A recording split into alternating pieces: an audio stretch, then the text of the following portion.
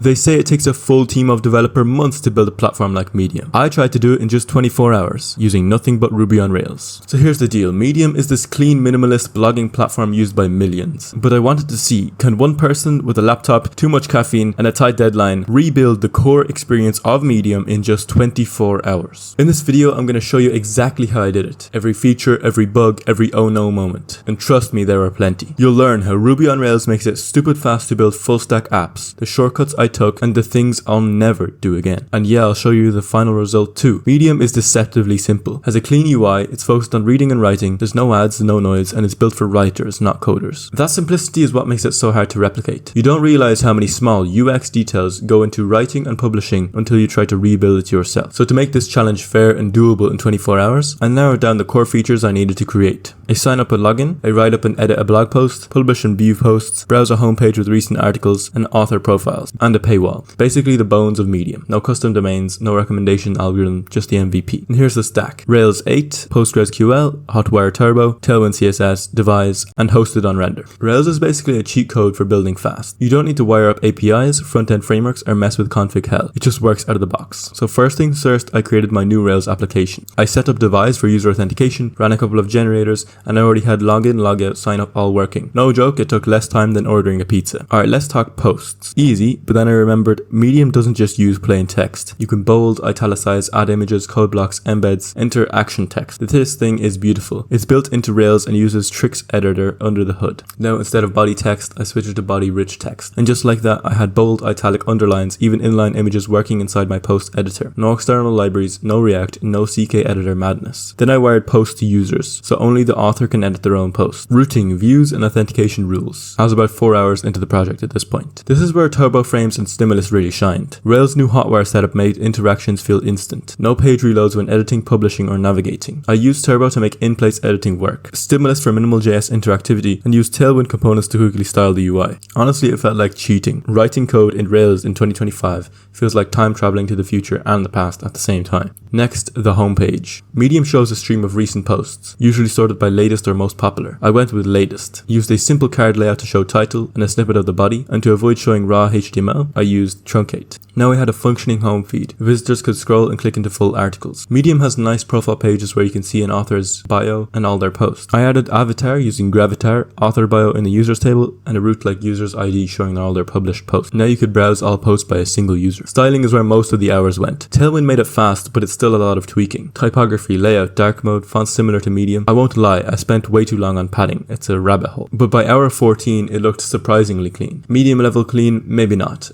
But wait, you made this? Type clean. But around hour 15, I ran into my first real wall, image uploads. Tricks editor allows inline images, but Rails default active storage setup stores them locally. That's fine for dev, but I needed cloud storage for production. So I had to set up an AWS S3 bucket, configure Rails credentials, and install the AWS SDK S3 gem. And that took too long. Between AWS's UI, IAM permissions, bucket configs, and testing it all out, I lost nearly 3 hours. And that shit reminded me of the quote, the first 90% of the project takes 90% of the time, and the last 10% takes the other 90%. I used Render for hosting. It's like Heroku, but newer and less annoying. So I just need to connect the GitHub repo, add a build command, set environment variables, link to my Postgres instance, and add a custom domain. The whole process took about an hour, surprisingly smooth this time around. And the biggest pain was debugging pre-compilation errors and asset issues. But by hour 20, it was live. And finally, around 3 AM, I sat back and clicked through the site. And yeah, it wasn't Medium, but it felt real. You could log in, write something, publish it, view it, share it, and see it live. But here's the thing, it was fast. Maybe too fast. And trying to build Medium in a day, I skipped stuff that real apps need. Testing, I added 0 tests. Security, some routes were wide open. Scalability, it'd break with 100 users. Accessibility, keyboard nav, nah. Performance, no caching, no lazy loading, nothing. So yeah, I built it, but would I ever ship it like this? Never. That's the trade-off. Building fast is fun, but speed hides sins.